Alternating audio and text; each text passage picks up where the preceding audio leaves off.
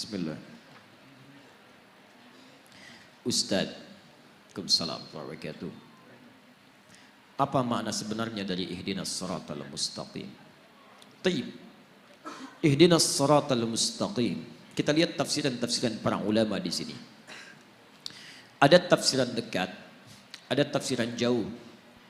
Tafsiran dekat itu sesuai dengan tekstual ayatnya. Tafsiran jauh dilihat dari konteks dan qarinah keterkaitannya. Tafsiran dekat, ihdinas siratal mustaqim. Tafsirkan ayat ketujuhnya. Siratal ladzina an'amta 'alaihim ghairil maghdubi 'alaihim waladdallin. Baik, ihdina, ya Allah berikan kami petunjuk. Berikan kami hidayah. As-siratal mustaqim, yang hidayah itu lurus, bening, tidak berbelok. Siratal ladzina an'amta 'alaihim ghairil maghdubi 'alaihim waladdallin. Yang hidayah itu pernah disampaikan dan mendapatkan kenikmatan dari orang-orang sebelum kami, dan dengan itu jagalah kami supaya tidak berbelok ataupun masuk dalam golongan orang-orang tersesat dan orang-orang yang diadab. Para ulama pertama mengartikan hidayah ini pertama dengan Islam. Islam. Karena ketika hidayah disebutkan dalam Al-Quran, yang pertama menunjuk pada Islam. Hidayah jika disebutkan pertama menunjuk pada Islam. Ini satu. Yang kedua, hidayah juga bisa disebutkan menunjuk pada kekuatan iman. Kekuatan iman.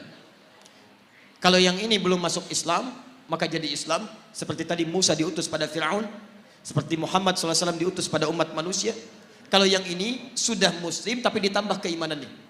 Contohnya Quran surah ke-18 ayat ke-13, paling kiri di pertengahan. Antum pernah dengar Ashabul Kahfi?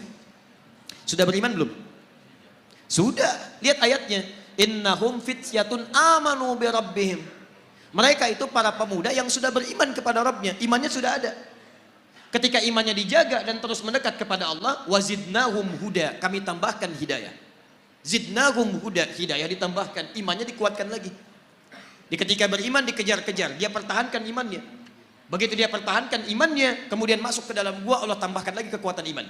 Semakin mendekat, semakin mendekat, semakin mendekat. Baik, tiga, ada jenis hidayah, bentuknya amal soleh.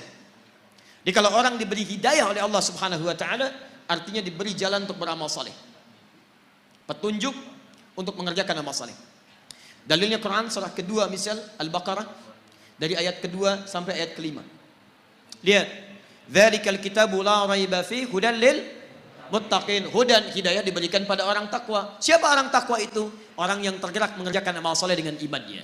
Alladzina yu'minuna bil ghaib wa yuqimunas shalah wa mimma razaqnahum yunfiqun walladzina yu'minuna bima unzila ilaik. Lihat, wabil akhirati hum yuqinun. Orang-orang yang salat, orang yang infak, orang yang baca Al-Quran, disebut oleh Allah orang-orang yang mendapatkan hidayah. Ayat 5-nya, ulaika ala hudam min rabbihim. Mereka itu mendapatkan hidayah dari Rabbnya. Makanya antum ketika, maaf ya, kalau kita mendapatkan hidayah dari Allah, maka seluruh tubuh kita akan tergerak beramal soleh. Bisa. Di antara makna hidayah penambahan iman. Apa fungsi mata? Melihat. Tuh, sudah keliru. Mata itu bukan melihat. Mata itu fungsinya bukan melihat. Kalau cuma melihat, kambing melihat. Elang melihat. Dan saya sering katakan mata elang lebih tajam daripada mata antum. Elang naik ke udara, di langit dia melihat anak ayam, kelihatan oleh dia, diterjang, diambil. Antum naik pesawat ke udara, anak antum gak kelihatan di bumi. Tapi mata elang tidak dihisap, mata antum dihisap. Quran surah 17 ayat 36. Inna sam'a wal basara wal fu'ada kullu ulaika kana anhu mas'ula. Telinga, pandangan, apa yang kita fikirkan akan dihisap oleh Allah. Karena mata kita dihisap, fungsi mata kita bukan melihat. Fungsi mata kita melihat yang baik-baik. Quran surah 24 ayat 30 untuk laki-laki, ayat 31 untuk perempuan. Kullil mu'minin, lihat. Ketika fungsi mata disebutkan, imannya dulu disebutkan. Katakan pada pria-pria yang merasa punya iman. Siapa yang punya iman? Yang mendapatkan hidayah. Karena bagian dari hidayah adalah memberikan kekuatan iman. Lihat, hidayah masuk lewat mata. Iman masuk lewat mata. Ketika iman masuk lewat mata, yaghuddu min absarihim. Maka dia akan palingkan dari yang tidak baik. Menurut Allah. Makanya mata orang yang mendapat hidayah itu ketika melihat yang baik-baik cepat bergerak. Coba lihat. Di antara sekian orang yang lewat di jalan, Ditampakkan oleh Allah melihat masjid, melihat orang, melihat sekian. Berapa di antara yang melihat itu yang tergerak untuk datang ke masjid? Yang paling aneh begini, antum kerja nih. Tiba-tiba di jalan, begitu mau pulang, azan. Begitu lewat, kok lewat masjid dan antum lihat orang sholat.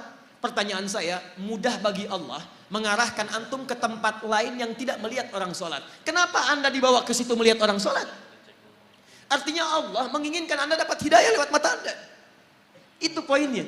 Diberbahagialah kalau Anda sering diarahkan pada yang baik-baik. Dulu di Amerika itu ada 2 mahasiswa. Satu muslim, satu non muslim. Yang muslim sering berdakwah dengan akhlaknya. Dan dia sering lihat yang baik-baik. Channel One dia putar. Satu kali acara salat Isya di Mekah. Imamnya Syekh Sudais. Dia iseng tanya pada kawannya non muslim. Perhatikan kalimatnya. Menurut kamu berapa banyak orang ada di situ?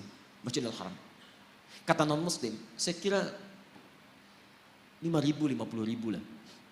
Kata temannya, di situ setidaknya ada 500.000 sebelum dibongkar. Kata yang muslim, berapa lama waktu dibutuhkan untuk membuat mereka semua rapi seketika? Kata yang non muslim, saya pikir 3 pekan. 3 pekan. Dia kira dibariskan satu-satu. Perhatikan kata yang muslim, saya akan tunjukkan pada Anda, tidak sampai 5 menit semua baris rapi. Masya Allah. Kata non muslim ini, saya tidak percaya. Kata yang muslim, lihat. Begitu iqamat, Allahu Akbar, Allahu Akbar, Masya Allah, yang tawaf berhenti semua, rapi menghadap. Belum 1 menit, sudah bengong, tunggu, jangan dulu bengong. Begitu Syekh Sudais memulai, istawu, istaqimu, rapat, rapi, tegak semua.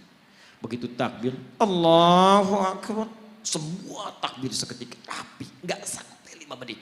Tiba-tiba hidayah masuk lewat mata. Tuh, pertama, Islam. Dia berkata, perhatikan perkataannya, tolong tunjukkan pada saya bagaimana caranya masuk Islam. Karena agama ini bukan buatan manusia. Nonton sholat Isya, dapat hidayah, masuk Islam. Yang paling aneh, sudah masuk Islam, diajak sholat Isya, nggak berangkat. Apa ini? Hidayah masuk lewat mata. Makanya mata orang dapat hidayah, itu lihat yang baik-baik cepat. Yang tidak baik dia palingkan. Lihat handphone, tayangan gak baik, dia palingkan. TV, gak ada acara yang gak bagus. Gak bagus, pindah channel. Majalah, gak ada yang dibawa yang gak baik-baik. Yang baik semua. Baik.